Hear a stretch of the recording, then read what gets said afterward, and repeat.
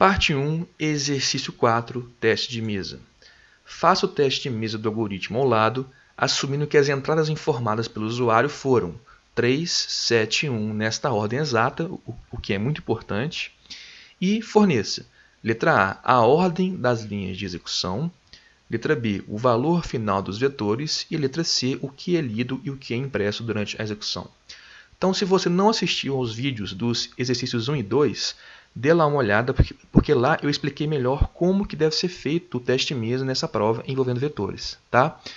Então, aqui de forma bem rápida, né, lembrando, nós não precisamos fazer a tabela mostrando, né, as variáveis se modificando ao longo do código. Só é necessária mesmo, né, aquela coluna mais à esquerda da tabela em que nós indicávamos quais linhas vão ser executadas no código, né, o que pede aqui na letra A. Letra B, o valor final, né, o valor final dos vetores, ou seja, eu não preciso indicar, né, eu não preciso mostrar os vetores variando ao longo do código. Eu preciso somente indicar no final do algoritmo, terminado o teste, qual vai ser o valor final de cada um dos vetores do código. E a letra C nós já fazíamos na primeira prova, né, que é toda a leitura de dados e toda a impressão, né, todo scanf e printf do nosso algoritmo, né, ou seja, tudo que vai ser impresso e lido na tela preta do Code Blocks, beleza? Então, como sempre é bom a gente fazer, vamos entender o código, ler rapidamente para depois começar a fazer o teste realmente dito, beleza?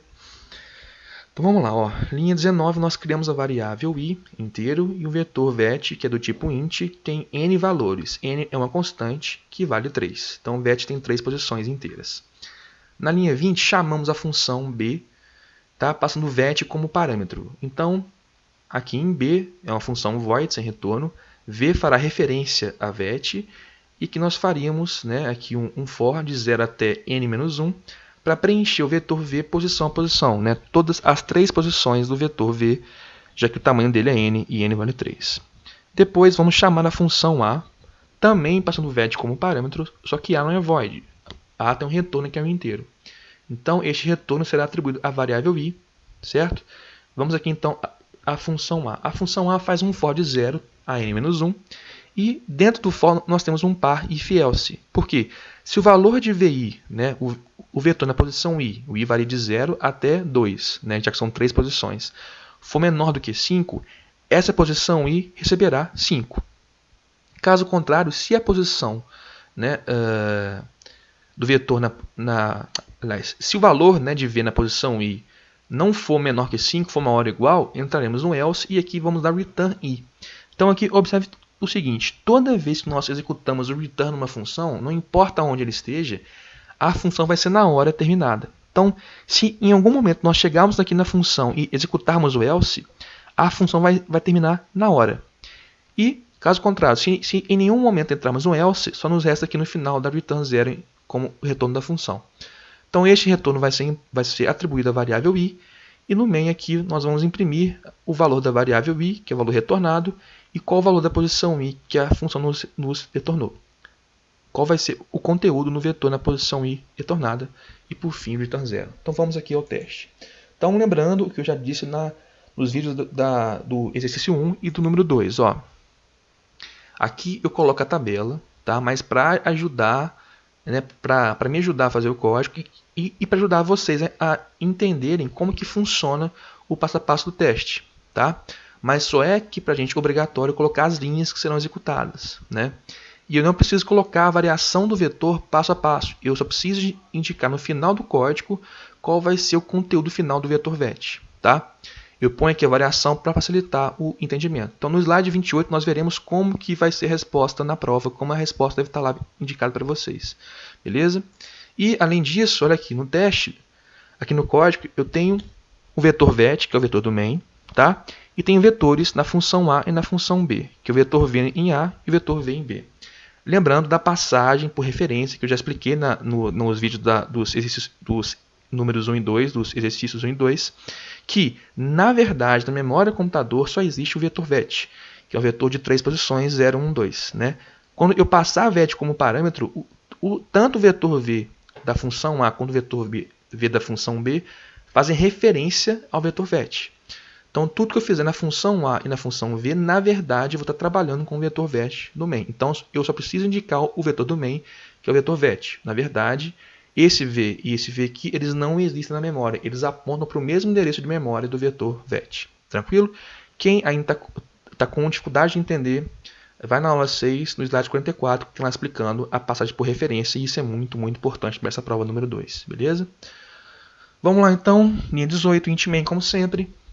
Linha 19, nós vamos criar o vetor e a variável i. Posso colocar ou não. Lembrando, teste mesa é sempre legal pecar pelo excesso. Na dúvida, põe a linha, né? Então, quer botar aqui a linha 19? Pode colocar sem nenhum problema, tá? Então, aqui o vetor vet está com lixo de memória nas suas 3 posições. E na linha 20, vamos chamar a função b, passando o vet como parâmetro. Então, aqui eu saio da linha 20 e vou lá para a linha 13. Então, v vai fazer referência ao vetor vet. Então, tudo que eu fizer dentro da função b, usando o vetor v, na verdade, eu vou estar usando o vetor vet. Então, todas as alterações que eu fizer em v, eu vou estar, na verdade, alterando o vetor do main, que é o vetor vet. Então, vamos lá. Linha 13, comecei. Linha 14, posso colocar ou não, né? Só criei a variável i. Vou para a linha 15, para o for. O i vai receber 0. 0 é menor do que n. O n vale 3. E o teste é verdadeiro. Então, eu entro no for, que só tem um comando, né? Que é o scanf. Então, aqui, eu vou dar scanf, um valor inteiro, na posição v0, que na verdade é a posição vet0. O usuário nos informou aqui 3, que é o valor dado pelo enunciado. Está aqui o vetor preenchido. Volto no i. Ele aumenta para 1. 1 é menor do que n, que é 3. É verdadeiro. Então, o teste é verdadeiro. Voltamos na linha 16. Linha 16, o usuário vai nos informar 7. Então, v na posição 1, que na verdade é vet na posição 1, vai receber 7. Aumentamos o i para 2. 2 é menor do que 3. Verdadeiro. Então, voltamos na linha 16 e lemos v na posição 2, que na verdade é o valor 1 que o usuário nos indicou, que é vet2. Né? Então, aqui a leitura de v2, na verdade, é a leitura de vet2. Está aqui o vetor. Aumentamos o i para 3. 3 é menor do que 3, que é o valor de n. Isso é falso. Se é falso, nós encerramos o for. Como na função b não há mais nenhum comando, né? Nós podemos encerrar a função e voltamos para o main.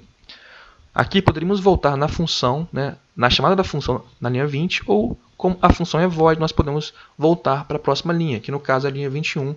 Vamos chamar a função a. Então, saímos da linha 21, vamos para a linha 3. Então, aqui o vetor v fará referência ao vetor vet passado como parâmetro. Então, tudo que eu fizer aqui, todos os testes, atribuições, tudo que eu fizer aqui no vetor v, na verdade, eu vou estar fazendo com o vetor vet do main, certo? Então, vamos lá. Linha 4, posso colocar ou não? Linha 5, temos um for.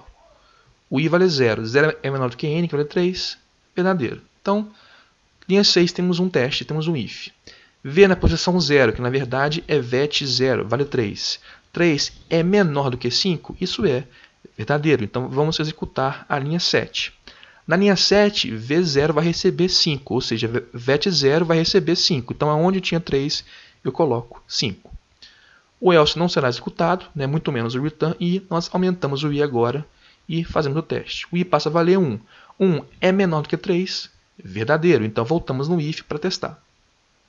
O v na posição 1, que é vet na posição 1, vale 7, certo? 7 é menor do que 5, isso é falso. Se isso é falso, nós não entramos no i, ou seja, não executamos a linha 7 e pulamos para o else. Então, vamos para a linha 8. Na linha 8, nós entramos no else e executamos o comando na linha 9, que é o return i. Ou seja, vamos retornar na função o valor de i. O i vale 1, então aqui vai ser return 1. Então, toda vez que numa função eu executar um return, não importa aonde esse return esteja, no início da função, no meio, fora, no final, a função vai ser na hora encerrada. Então aqui, ó, o for, né, o teste ainda é verdadeiro. Só que não importa, eu executei o return na hora a minha função termina inteiramente.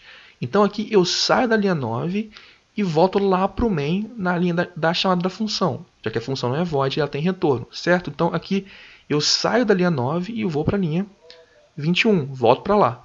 Então o i vai receber o retorno da função, que é o valor de i da função a, que foi 1. Então i vai receber 1 aqui também, está aqui na tabela, certo? Então na linha 22 nós vamos imprimir um inteiro, aqui um parênteses, vai ser o valor de i, que vale 1, está aqui. E um outro inteiro aqui depois dos parênteses, depois de um espaço em branco, que é veste na posição I, veste na posição 1, que vale 7. Então está aqui o 7 impresso. Por fim, o return 0 indicando o final do nosso teste de mesa. Então, na prova, eu preciso colocar o quê? Letra A, todas as linhas que eu executei. Então, aqui eu joguei todos os valores aqui da coluna mais à esquerda, né? Todas as linhas estão aqui descritas, uma após a outra, na ordem correta. O vetor no final, como que o vetor terminou depois do meu algoritmo, está aqui, né? O conteúdo final do vetor, né? E todas as impressões e leituras que eu fiz no usuário, ou seja, tudo que a tela preta do CodeBlocks nos deu como entrada de dado e saída, certo? Então aqui mais um teste de mesa, esse foi bem rápido, bem tranquilo, tá? O importante é só ter atenção, tá? Fazer com calma, botar as linhas, o vetor variando, as impressões, tá? E aqui tem só uma novidade, que é toda vez que eu executar o return uma função, na hora a função vai ser encerrada. Não importa se eu estou num for, se eu estou dentro do if, do while, não importa. Executei um return, na hora a função termina, tá ok? Então vamos agora ao próximo exercício, ao próximo teste de mesa aí da parte 1.